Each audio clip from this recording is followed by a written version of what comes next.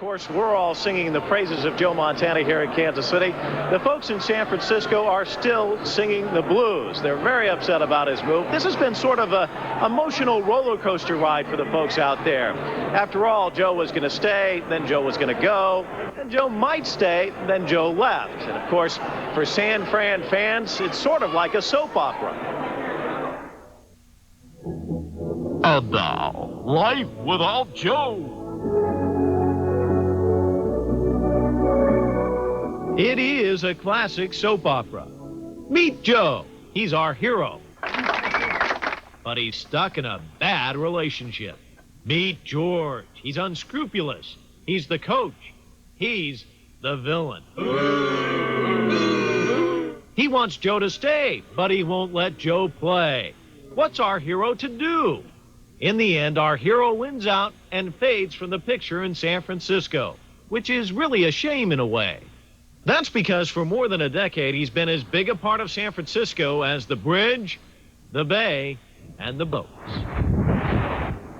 This is where Montana worked his magic, the stick, Candlestick Park. And back in the 1980s, the 49ers began a decade of dominance in the NFL. And that's when the love affair between Joe Montana and San Francisco began to blossom. I think he's the best quarterback ever, and I've seen a lot of quarterbacks. Meet Roberta. If Life Without Joe were a soap opera, she'd be the jilted lover. Roberta has been a pro football fan for 50 years and a Montana fan from the very beginning. She's turned her Bay Area apartment into a Joe Montana shrine. There are pictures of Joe the Champ, Joe the Cut-Up, and Joe the Clown. If you want the date, there's a Joe Montana calendar. It's all Joe Montana. Forget the date? How about a plate? She has one of those, too. And what about some food to put on the plate? Well, you'll need your Joe Montana cookbook, and there's a recipe for everyone. Here, the Mike Walter recipe. Perfect. Beer cheese soup. Soup? How about Super Bowls? Naturally, she's been to 2 of them. So as you might expect, when Joe left San Francisco, it really hurt. It was awful that he wasn't going to be able to go to the Hall of Fame in number 16 as a 49er. And, of course, the fans were just numb from the shock. Once Joe left town, Roberta grabbed as many memories as possible. But, of course, now they're practically sold out of anything that says Joe Montana.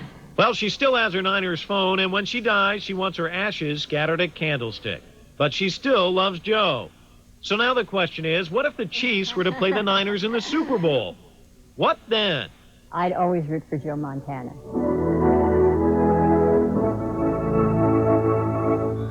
Our story ends with a happy ending, and we end up with Joe Montana. By the way, Roberta is such a committed fan that she jumped on a plane from San Francisco, flew out here to watch Joe. She said she had to see his home opener. Of course, Joe Montana is not the only Montana working at Arrowhead tonight.